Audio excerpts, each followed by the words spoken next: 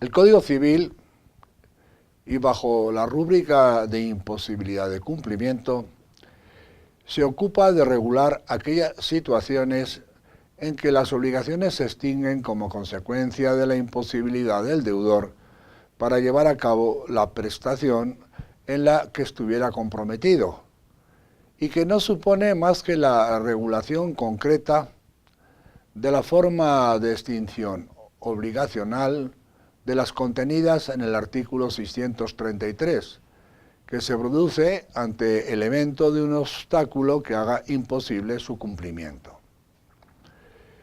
El artículo 830 del Código Civil determina que se extingue la obligación cuando perece la cosa cierta y determinada, debida pura y simplemente o a término que era objeto de la obligación, o cuando sale fuera del comercio de los hombres, o se pierde de modo que se ignore absolutamente su paradero. Y ante la expresión cosa cierta y determinada, se podría erróneamente llegar a la conclusión de que solamente se puede producir la extinción en las obligaciones de dar, pues se habla aquí de pérdida de la cosa que se debe, y únicamente en las obligaciones de dar se debe una cosa, se debe entregar una cosa. Sin embargo, podemos afirmar que cualquier clase de obligación de las expresadas en el artículo 629 se extingue por la imposibilidad de realizar cualquier prestación debida si concurren las circunstancias que exige el ordenamiento. Señala el autor Brenes Córdoba que hay casos en que por sobrevenir algún impedimento que pone al obligado en imposibilidad de satisfacer el compromiso, es justo que se le exima de su obligación, siempre que por su parte no haya mediado en el hecho motivador del impedimento culpa o falta que le sea imputable. En consecuencia, podemos definir la imposibilidad de cumplimiento como la forma de extinción de algunas obligaciones que se produce cuando el deudor, bien por razones subjetivas, bien por causas objetivas, no puede cumplir la prestación debida ante un obstáculo definitivo para llevarla a cabo que no le sea imputable, lo cual produce la desaparición del vínculo sin responsabilidad patrimonial para el obligado. Analicemos las situaciones legales en que puede operar la extinción por imposibilidad. Son tres los aspectos que destacan en nuestra legislación como situaciones en que el cumplimiento se considerará imposible por motivos ajenos al obligado, dando lugar a la extinción de la prestación, los cuales pueden concretarse en los siguientes. Uno sería por perecimiento de la cosa, otro cuando la misma sale del comercio de los hombres, y otro por su pérdida.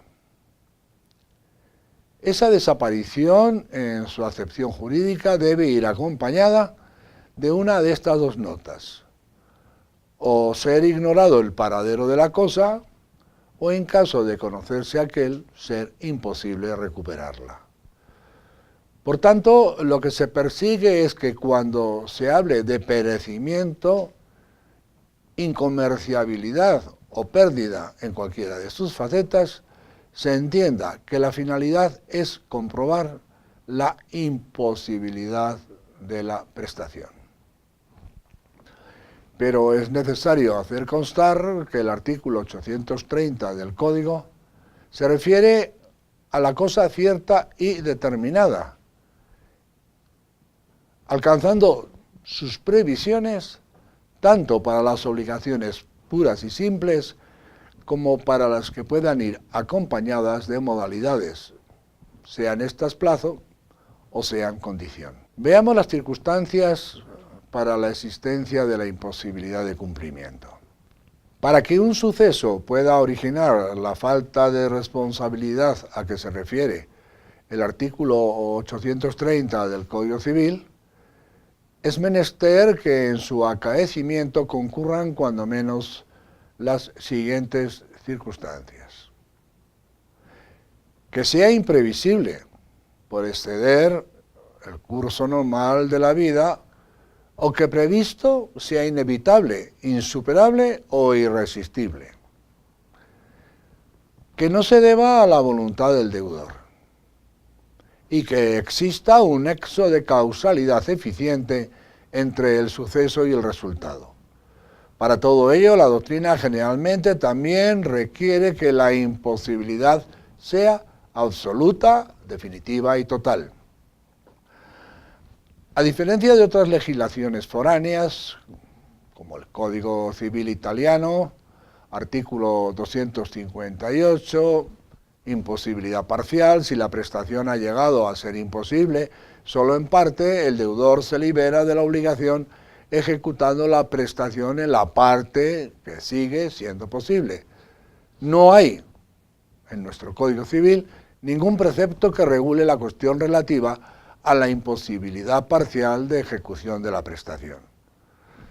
Sin embargo, entendemos que procedería la extinción parcial de la obligación en el caso de una imposibilidad que afecte a una parte de la prestación debida. Este criterio es sustentado por Brenes Córdoba al decir que si la pérdida es solo parcial, el deudor está obligado a entregar a su acreedor la cosa en el estado en que se halle, y éste a recibirla con tal que en la pérdida o deterioro aquel, es decir, el deudor, no haya tenido culpa. Veamos las formas o causas de la imposibilidad de cumplimiento. En un aspecto general, la cuestión se plantea de la siguiente forma. La imposibilidad puede derivar de un acontecimiento físico, que puede consistir en un caso fortuito o fuerza mayor. Por ejemplo, un rayo que destruye la cosa prometida en venta, o una enfermedad que priva de la vista al escultor que debía realizar un trabajo. O, por otra parte, en un hecho propio del acreedor o de un tercero, por ejemplo, si alguien roba la cosa que debía ser entregada. O puede también derivar de una razón legal, así, por ejemplo, si el Estado expropia la casa que había sido prometida en venta, o si se prohíbe la exportación de mercadería vendida al exterior. Aquí tendríamos que hablar de la imposibilidad legal.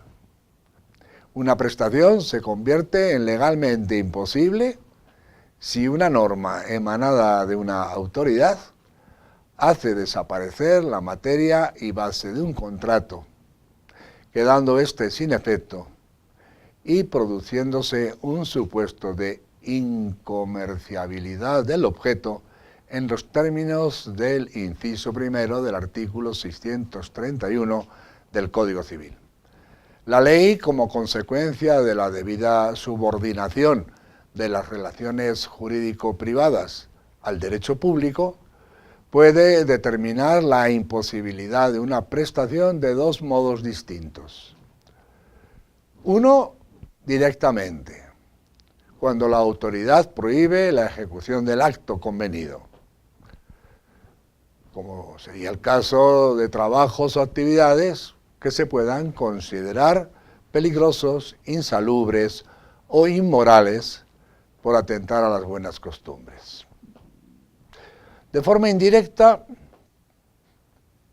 sería cuando, sin prohibir la ejecución de lo pactado, que sigue siendo perfectamente lícito, la ley lo hace imposible, imponiendo al obligado otros deberes superiores que resulten incompatibles con el cumplimiento de la obligación.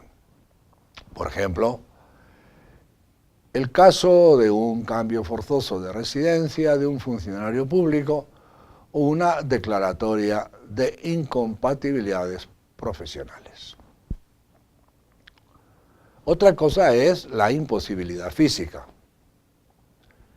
El cumplimiento es también excusable cuando se hace físicamente imposible. La imposibilidad física puede proceder principalmente de la muerte del obligado, en prestaciones de ejecución personalísima para aquel, o en las que tengan igual carácter para el acreedor, por tener que realizarse en provecho exclusivo del mismo, cuando es aquel el que fallece, ya que uno y otro caso nos da el resultado que la obligación y el derecho se extinguen respectivamente porque son de transmisión imposible. Fuera de este modo de extinción absoluta, la imposibilidad física puede proceder bien de acontecimientos naturales o de hechos humanos. Una pregunta que podría plantearse es si la dificultad extraordinaria de la prestación puede considerarse como una imposibilidad liberatoria. Sobre esta cuestión, Castanto Beñas expone lo siguiente. Según la doctrina alemana, si a la prestación se oponen obstáculos extraordinarios que sólo pueden vencerse mediante un sacrificio absolutamente desproporcionado o bajo graves riesgos o violando deberes de mayor importancia, la prestación tiene que considerarse como imposible a la luz de la consideración racional, ética y económica que es decisiva para el derecho. La dificultad extraordinaria se ha de considerar, pues, como imposibilidad liberatoria si en los negocios es equiparada a la imposibilidad, de suerte que no pueda exigirse al deudor que venza esa dificultad. Es la llamada prestación exorbitante. ¿Cuáles son los elementos y requisitos de la imposibilidad?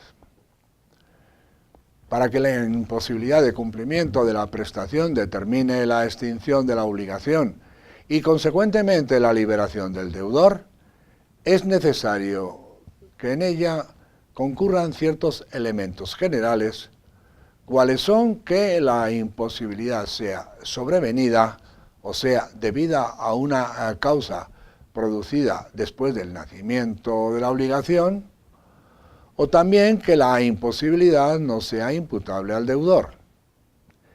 Igualmente, que la imposibilidad sea objetiva, es decir, cuando dependa de un obstáculo inherente al contenido de la prestación. La pérdida involuntaria de la cosa debida o la imposibilidad legal o física de la prestación producen la extinción de la obligación, liberando al deudor de la necesidad de cumplirla. Ahora bien, en ocasiones y por excepción legal, el deudor no quedará liberado en unos determinados supuestos, y así el artículo 831 del Código Civil dispone que, para que esa pérdida produzca la extinción de la obligación, es necesario que haya acaecido por caso fortuito sin que haya mediado hecho o culpa del deudor o de las personas de quienes es responsable. También que el deudor no esté constituido en mora y que no sea responsable de casos fortuitos. Y por fin, que no sea deudor como consecuencia del robo de la cosa. Veamos con un cierto detalle los anteriores supuestos. Tenemos, por un lado, hecho culposo. No opera la causa extintiva de la obligación por imposibilidad cuando existe culpa del deudor o de personas de quien deba responder en la pérdida fortuita. Es evidente que la concurrencia de culpa o dolo en el deudor, o en su caso de los dependientes, es el elemento fundamental para que no pueda darse esta forma de extinción de la obligación, por lo cual nos encontraremos ante un incumplimiento imputable que producirá las oportunas consecuencias, entre ellas la de hacer frente a la indemnización de daños y perjuicios. Por tanto, en estos casos no hay liberación del deudor por extinción de la obligación, pues ese deudor continúa obligado y significa que la obligación permanece, pero transformándose su objeto. Es decir, lo que se da es simplemente un cambio de prestación. La cosa debida por su precio calculado como daño y perjuicio. Otro supuesto es la mora, cuando el deudor se encuentra en mora respecto de la entrega de la cosa en el momento en que ésta perece por caso fortuito. La morosidad constituye intrínsecamente una falta, pero si también se da el hecho de la destrucción o pérdida de la cosa debida, se entiende perfectamente la lógica de la excepción a que nos referimos, que prevé el inciso 2 del artículo 831, pues si el deudor hubiera cumplido con su obligación en los términos del artículo 764, muy posiblemente el caso fortuito no hubiera tenido esa consecuencia para la prestación de lo debido. Una tercera cuestión sería la llamada asunción del caso. El deudor puede responder de los casos fortuitos por un pacto expreso y en tal caso se transforma así en asegurador de su acreedor. Ello con sustento en el artículo 703 del Código Civil, en el cual se establece que el deudor no está obligado al caso fortuito, sino cuando ha contribuido a él o ha aceptado expresamente esa responsabilidad. Lo anterior se conoce como cláusula de asunción de riesgos, que supone una renuncia expresa del deudor de lo que en su favor dispone dicho precepto, pero que al ser de derecho dispositivo, nada impide su renuncia. Por último, sustracción o robo de la cosa debida. El inciso 4 del artículo 831 del Código Civil dispone que tampoco opere la extinción cuando el deudor de la cosa destruida o perdida lo sea como consecuencia de su robo. En este caso, el deudor está obligado a devolver el valor de la cosa cierta y determinada, aunque esa cosa perezca por caso fortuito y pese a que el autor del ilícito pudiera probar que la misma hubiera perecido. Igualmente en poder del acreedor, caso de haber sido entregada, según queda así establecido en la segunda parte in fine del artículo 832 del mismo Código. Muchas gracias.